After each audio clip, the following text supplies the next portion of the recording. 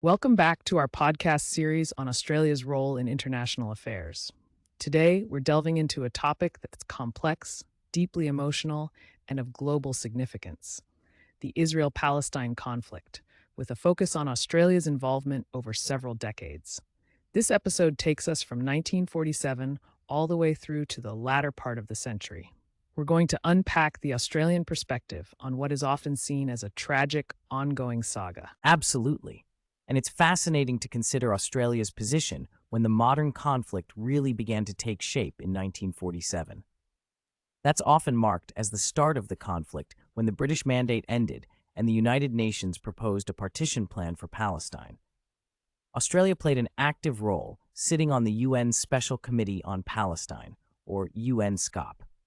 It's important to note that UN-SCOP was comprised of countries not directly involved, aimed at providing an impartial perspective. Right. And what were the proposals that UN-SCOP examined? This is key because it reveals the multitude of views and the options that were available at the time. One proposal was a majority plan to partition Palestine into separate Jewish and Arab states, with a shared economic zone and Jerusalem administered internationally. The minority proposal suggested a federal state where both Jews and Arabs would share governance. It's essential to highlight that Australia initially abstained from voting on both options, but eventually supported the partition plan. That's a significant point. By voting in favor of the partition, Australia aligned itself with a decision that allocated approximately 55.5% of Palestinian land to a new Jewish state, despite Jews making up only about 31% of the population and owning about 6% of the land at that time. Palestinians, who were the majority, clearly rejected this plan, considering it deeply unfair. This response is a critical foundation for understanding the rooted grievances in the conflict.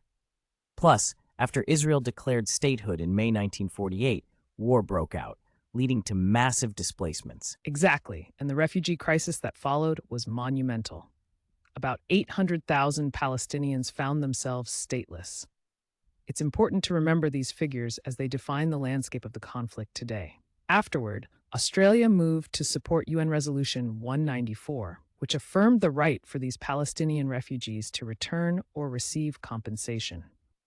Yet, even in this decision, Australia recognized Israel and its right to exist, emphasizing a democratic image. This dual support reflects the complicated nature of international politics. It was during the wave of Arab-Israeli wars between 1950 and 1975 that Australia went through 11 different governments, but one constant remained: capitalizing on Israel's right to exist while expressing vague sympathies for Palestinian refugees. This makes one wonder how the narrative was influenced by shifting governments. It's like a soap opera, isn't it? In 1956, during the Suez Crisis, for instance, the Menzies government characterized Israel's actions as self-defense against what they viewed as an Egyptian aggressor. And in the wake of the 1967 Six-Day War, Israel occupied the remaining lands of historic Palestine, including the West Bank and Gaza. Australia's perspective during this time was focused on key issues for peace: securing Israel's sovereignty and addressing Palestinian refugee rights, but there was an underlying tension in the portrayal. Definitely. But as this narrative evolved, so did representations of Palestinian groups, particularly as some began to adopt more violent measures in the 1970s.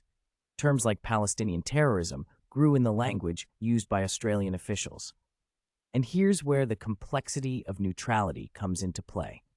Australia expressed solidarity with the victims of violence on either side while still maintaining its stance on Israeli security. And that neutrality began to sway during the mid-1970s, when the Palestinian Liberation Organization, or PLO, emerged more firmly as the voice of the Palestinian people. It put Australia in an awkward position. The tension between regarding Israel as a democratic ally and viewing the PLO as a terrorist organization became more pronounced, a dilemma that has continued to resonate in contemporary policies. Absolutely. The 1974 UN address by Yasser Arafat is a perfect illustration of this tension. After his speech, Australia responded favorably, acknowledging the existence of a Palestinian state. But when it came to granting observer status to the PLO the following day, Australia abstained. It's quite telling, isn't it? The desire not to be perceived as leaning too closely toward the Palestinians could have led to this ambivalence.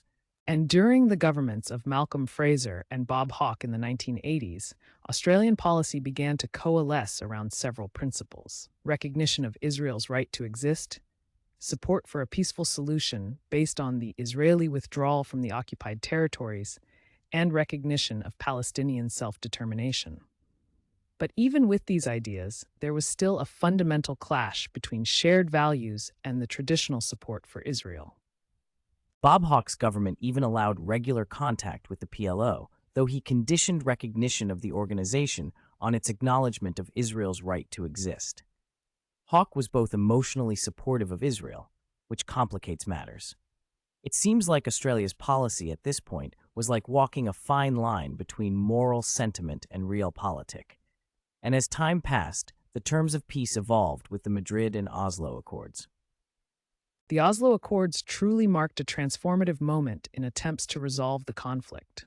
Australia endorsed the Land for Peace formula, which promised that Israel would withdraw from occupied lands in exchange for peace. However, critics noted right away that this approach didn't genuinely offer Palestinians autonomy. Instead, it maintained Israel's control over much of Palestinian life. It presented a facade of progress that didn't ultimately address the core issues. And that's an important takeaway. By the early 90s, the peace efforts took precedence over the essential questions of rights and laws. This shifted Australia's commitment to human rights in a selective manner, often prioritizing political alliances over long-standing principles. It marked a striking shift from their earlier stances on issues like apartheid and self-determination in regions like East Timor. And as we've traced Australia's foreign policy over these decades, there's been a recurrent theme of oscillation between strategic alignment and ethical rhetoric. This ambivalence between recognition of Palestinian suffering and allegiance to Israel's role as a democratic ally is indicative of many Western nations' struggles with their foreign policies. It begs the question, how do nations navigate these complex and often painful historical narratives? Absolutely. It's where values meet political realities. And in our next episode, we'll shift gears to explore how Australian media has framed this conflict over the years. What stories and narratives have been highlighted, and which perspectives have perhaps been sidelined? It's a critical examination of information dissemination and its role in shaping public opinion. That sounds fascinating.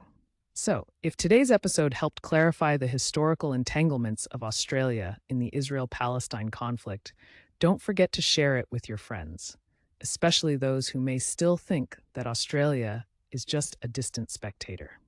Thank you for listening, and we'll see you next time as we dive deeper into the intricate tapestry of narratives that have shaped this ongoing conflict.